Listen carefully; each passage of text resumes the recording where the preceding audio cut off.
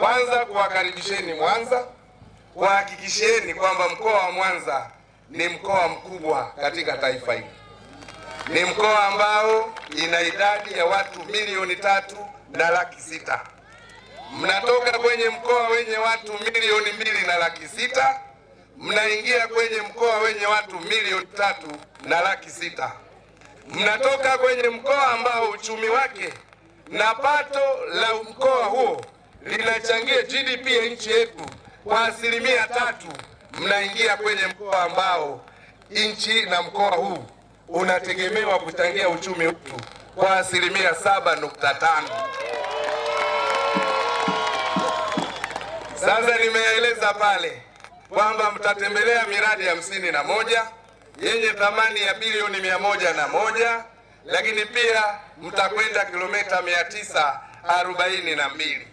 Tunafahamu ujumbe wa Mwenge unaoelezea kuhusu amani, na mkoa wetu sisi ni mkoa wa amani na sisi ni watu wa demokrasia. Kwa hiyo umetoka kwenye mkoa wa mapambano umeingia katika mkoa wa amani.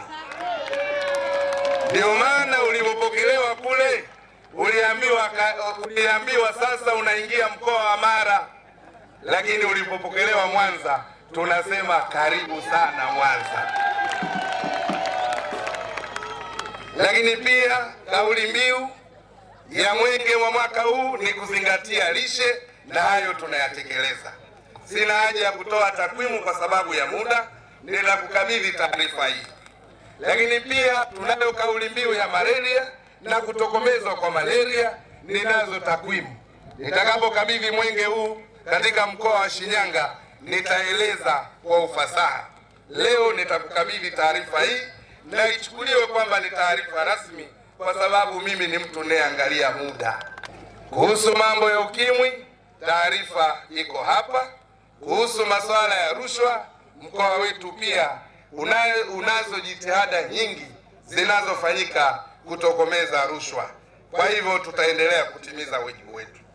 Baada ya maelezo yangu hayo mafupi, niwakaribisheni tena mkoa wa Mwanza, na niko tayari kuukimbiza mwenge huu wa uhuru katika mkoa wetu wa Mwanza, na baada ya hapo kwa uwezo wa Mwenyezi Mungu tutaukabidhi mwenge huu kwa wenzetu wa Shinyanga.